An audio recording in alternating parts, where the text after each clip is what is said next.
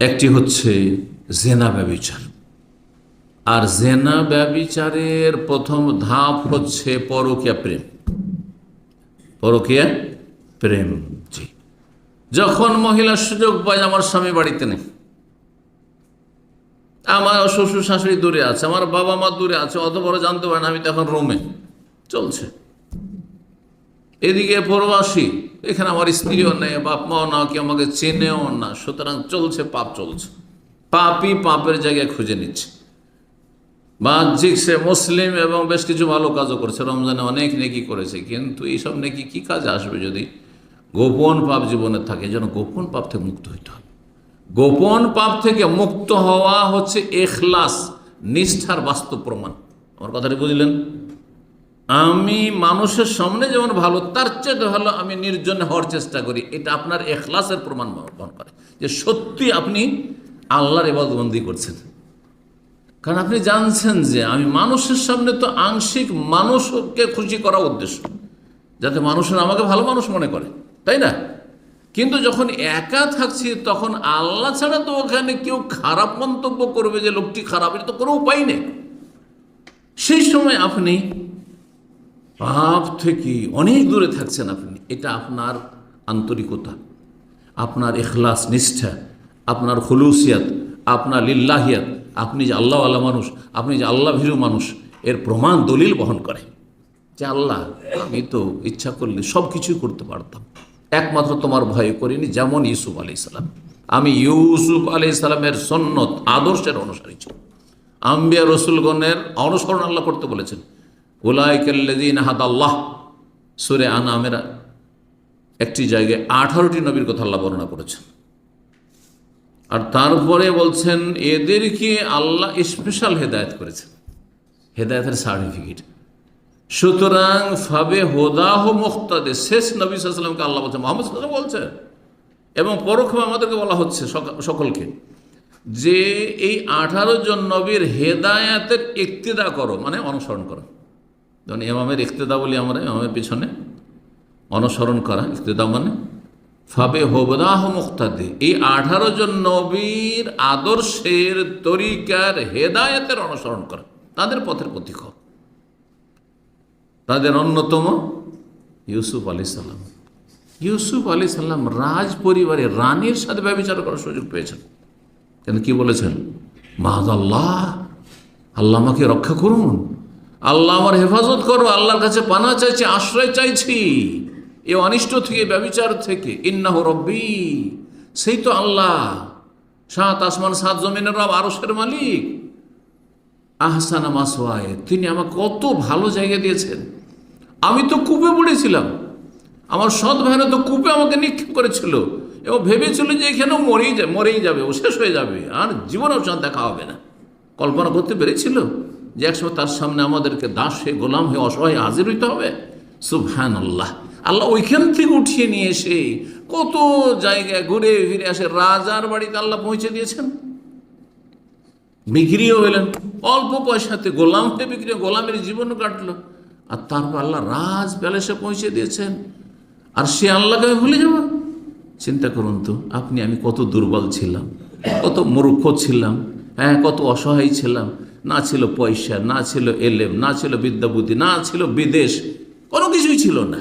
আল্লাহ কত দূর নিয়ে এসেছেন চিন্তা করেন। তারপরেও যদি পাপ করেন, তো আপনার ইউসুফ আলাইহিস সালামের কথাগুলি স্মরণে আসে না যে আল্লাহ কোথায় ছিলাম? পল্লী গ্রামে কোথায় চাষির বাচ্চা ছিলাম, হ্যাঁ, গরিবের ছেলে ছিলাম, পথের ভিখারি ছিলাম, ফকির ছিলাম। সেখান থেকে আল্লাহ তুমি আহসানা মাসওয়ায়ে, ভালো জায়গায় উঠিয়ে নিয়ে এসছো আল্লাহ রাব্বুল আলামিন। আল্লাহ তোমার শুকরিয়া আদায় করছে, আমি গোপনে গুনাহ করবো না। আরো বললেন রব্বিস সিজনু আহাব্বু ইলাইয়া মিম্মা ইয়াদুনানি ইলাইহি, আল্লাহ যদি জেলেও যেতে হয়, জানো আমাকে ধমক দেওয়া হচ্ছে, তুমি যদি আমার মনের আশা পূরণ না করো, তোমাকে জেলে পাঠাবো। আল্লাহ, আমি জেলকে বেশি ভালোবাসি এই জেনার চাইতে। সুবহানাল্লাহ, আহাব্বু ইলাইয়া, জেল আমার কাছে বেশি প্রিয়, মিম্মা ইয়াদউনানি ইলাইহি, যেই দিকে আমাকে কি করছে, প্রলোভন দিচ্ছে, প্ররোচিত করছে ব্যভিচার করার জন্য, কুকাজের জন্য, তার চাইতে অনেক বেশি শ্রেয় আমার কাছে। 1-2 সপ্তাহ, 1-2 মাস নয়, কতদিন জেলে থাকলেন? হ্যাঁ, ফালাবিসা ফিস সিজনি বিদআ সিনিন, কয়েক বছর, 7 বছর। সুবহানাল্লাহ। তারপর নির্দোষী না হওয়া পড়তো, আমি নির্দোষী খালাস, আমি আসলাম কেন জেলে? যতক্ষণ ফয়সালা না হবে ততক্ষণ আমি যাব না। জি, আল্লাহু আকবার। আল্লাহ রাব্বুল আলামিন যেন প্রিয় রাসূল সাল্লাল্লাহু আলাইহি সাল্লামের অনুসরণে তৌফিক দান করেন, আম্বিয়া রাসূলগণ অনুসরণে তৌফিক দান করেন, সাহাবায়ে কেরাম, সিদ্দিকিন, শুহাদা, ভালো মানুষ, উলামা যারা কোরআন সুন্নাহর আলেম, তাদের অনুসরণে তৌফিক দান করেন। ভালো কাজে আল্লাহ সার্বিক সহযোগিতার এবং সার্বিক ক্ষেত্রে থাকার ভালো মানুষদের সাথে তৌফিক দান করেন, গুনাহ থেকে আল্লাহ বাঁচিয়ে রাখেন। এই জিনা ব্যভিচার সম্পর্কে একটি হাদিস সহিহ মুসলিমে রয়েছে 4802 নম্বর। এই হাদিসটা শুনিয়ে আলোচনা শেষ করি। আবু হুরায়রা রাদিয়াল্লাহু তাআলা আনহু বলছেন, আলা কুল্লি নাফসিন মিন বানি আদম কুতিবা হাযযুহু মিনাজ জিনা, প্রত্যেক আদম সন্তানের ভাগে কিছু না কিছু জেনার অংশ লেখা হয়েছে, ব্যভিচার অংশ লেখা হয়েছে। বড় জেনাই হোক অথবা বড় জেনার ভূমিকা প্রাথমিক স্তরগুলি ছোট জেনা হোক, হ্যাঁ, কিন্তু জেনা, অঙ্গ প্রত্যঙ্গের জেনা, হ্যাঁ, আর সবচেয়ে বড় জেনা হচ্ছে লজ্জাস্থানের জেনা, ব্যভিচার। আদম সন্তানের প্রত্যেকের ভাগে কি লেখা হয়েছে? জেনা ব্যভিচার একটা অংশ লেখা হয়, হাযযুহু মানে তার অংশ লেখা হয়েছে। আদরাকা যালিকা লা মুহাল্লা, যা তার তকদিরে লেখা আছে তা হবে। তার মানে এই না সে বাধ্য না। বাধ্য কি? একটা মেয়ে খোলামেলা যাচ্ছে রাস্তা, আপনি দেখতে বাধ্য? আমি না স্বাধীন হয়ে দেখছেন? স্বাধীন হয়ে দেখছেন, তাহলে বোঝা গেল তকদির মানে আমাদেরকে বাধ্য করা হয়নি। আল্লাহ আলিম খাবির, সব জানছেন যে আপনার আমার প্রকৃতি স্বভাবটা কেমন হবে, আমল কেমন হবে, আচার আচরণ কেমন হবে, সেই আল্লাহ সব কিছু জানেন, অতীত, বর্তমান, ভবিষ্যৎ, তিনি তকদির লিখেছেন। ফাল আইনও, চোখের জেনা রয়েছে, অনেকে চোখের জেনায় লিপ্ত। জেনা হান্নাজর, চোখের জেনা হচ্ছে দৃষ্টি নিক্ষেপ করা, বেগানা মহিলাদের তাকান, হ্যাঁ। ওয়াল আজানো, কানের জেনা, জেনা হাল ইস্তেমাও, শোনা, কেউ অশ্লীল গান শুনছে, হ্যাঁ, প্রেমের গান শুনছে, অথবা কোনো বেগানা মহিলার সাথে কথা বলছে আর মিষ্টি মিষ্টি সুরে কথা বলছে, আমোদ ফুর্তি করছে, তার সাথে শুনছে, কানের জেনা। কথা বলছে জবানের জেনা, যেহেতু কথা বলছে বেগানা মহিলার সাথে আর ওর কথাগুলি শুনছে, কানের জেনা হচ্ছে। কোনোদিন চিন্তা করেছেন যে একটা বেগানা মহিলার সাথে অতিরিক্ত যখন কথা বলছেন, আপনি আমোদ ফুর্তির প্রেমের গল্প, তখন আপনার জবানও জেনা করছে আর আপনার কি কানও জেনা করছে, আর কিছু করে না, তার আগে কলব জেনা করছে, কারণ মনটা ওইদিকে ঝুঁকছে, সেই জন্য আপনি টাইম দিচ্ছেন, হ্যাঁ, সেই জন্য আপনি লম্বা কথা চলছে তার সাথে, হ্যাঁ। একজন পুরুষ লোক হলে, একজন বুড়ো মানুষ হলে, একজন গরিব হলে তো কথা বলতেন ওর সাথে, কথা বলে তাড়াতাড়ি কেটে যাওয়ার চেষ্টা করতেন। কি ব্যাপার, এত লম্বা কথা কেন? জি, তাহলে কলবের জেনা আগে।